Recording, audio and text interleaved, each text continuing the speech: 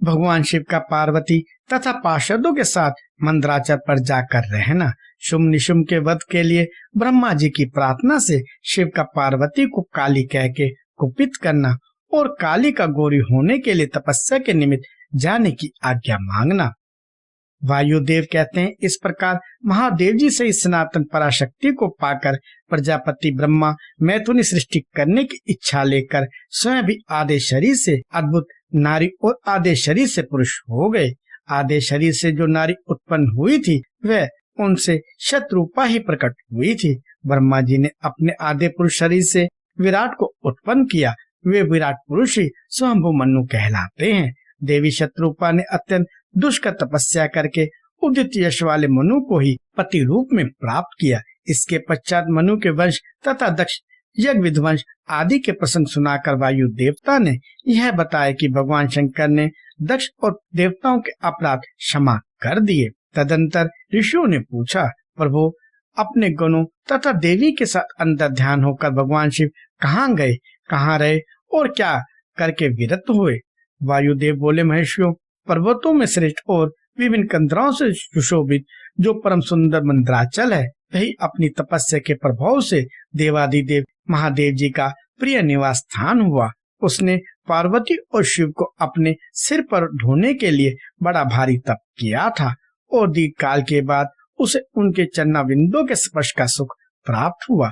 उस पर्वत के सौंदर्य का विस्तार पूर्वक वर्णन सहस्त्रमुखों द्वारा 100 करोड़ वर्षों में भी नहीं किया जा सकता।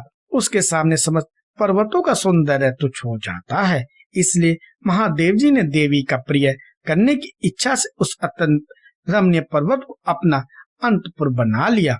उस सर्वश्रेष्ठ पर्वत का स्मरण करके रैव्य आश्रम के समीप स्थित अंबिका सहित भगवान त्रिलोचन वहां से अंतर्ध्यान होकर चले गए।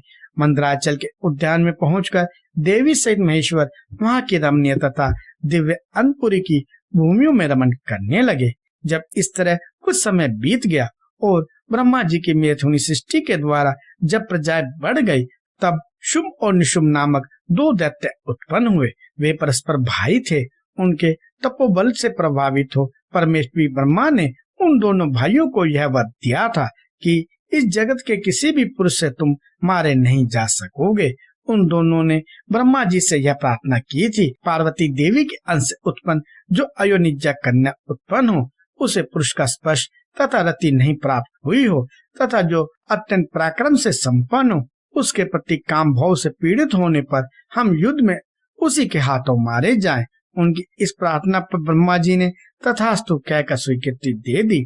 तभी से युद्ध में इंद्र आदि देवताओं को जीतकर उन दोनों ने जगत को अनीति पूर्वक वेदों के स्वाध्याय और वशकार यज्ञ आदि से रहित कर दिया।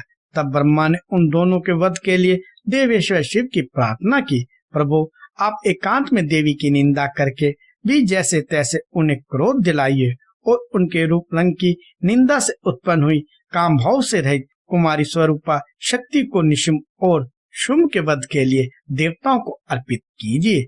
ब्रह्मा जी के इस तरह प्रार्थना करने पर भगवान नीलोहित रुद्र एकांत में पार्वती की निंदा सी करते हुए मुस्कुराकर बोले, तुम तो काली हो।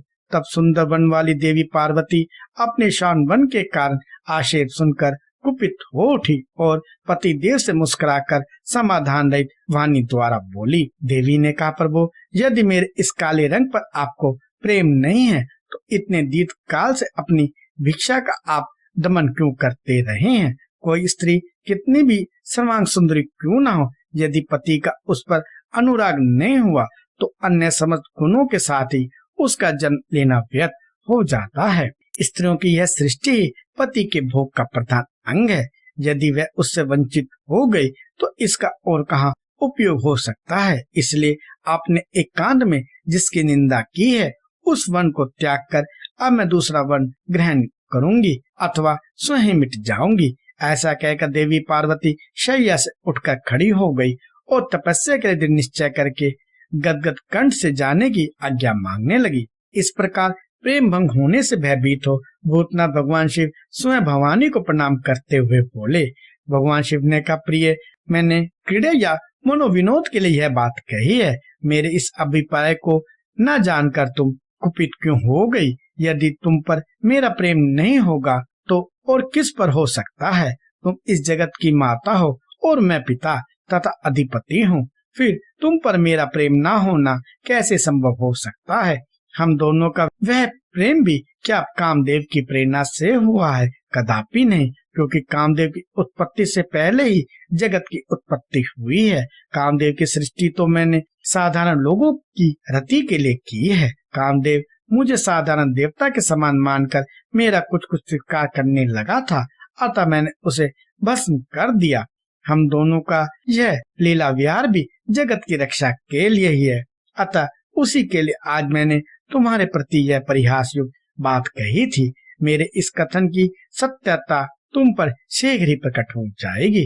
देवी ने कहा, भगवान, पति के प्यार से वंचित होने पर जो नारी अपने प्राणों का भी परित्याग नहीं कर देती, वह कुलंगना और शुभ लक्षणा होने पर भी सत्पुरुषों द्वारा निंदित ही समझी जाती है।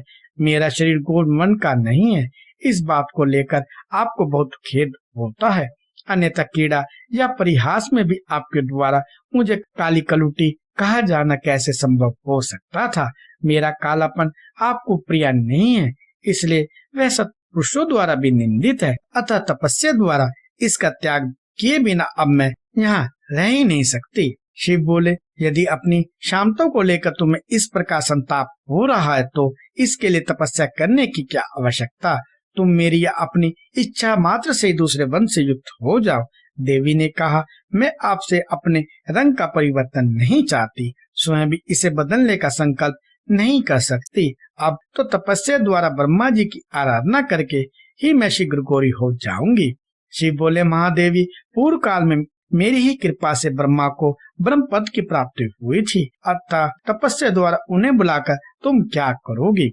देवी ने कहा, इसमें संदेह नहीं है कि ब्रह्मा आदि समस्त देवताओं को आपसे ही उत्तम पदों की प्राप्ति हुई है, तथापि आपकी आज्ञा पाकर मैं तपस्या द्वारा ब्रह्मा जी की आराधना करके ही अपना अभिषेक करना चाहती हूँ। पूर्व काल में जब मैं सती नाम से दक्ष की पुत्री हुई थी, तब तपस्या द्वारा ही मैंने आप जगदीश्वर को पति रूप में प्राप्त किया था। इसी प्रकार आज भी तपस्या द्वारा ब्रह्मा को संतुष्ट करके मैं गौरी होना चाहती हूँ। ऐसा करने में यहाँ क्या दोष है, यह बताइए।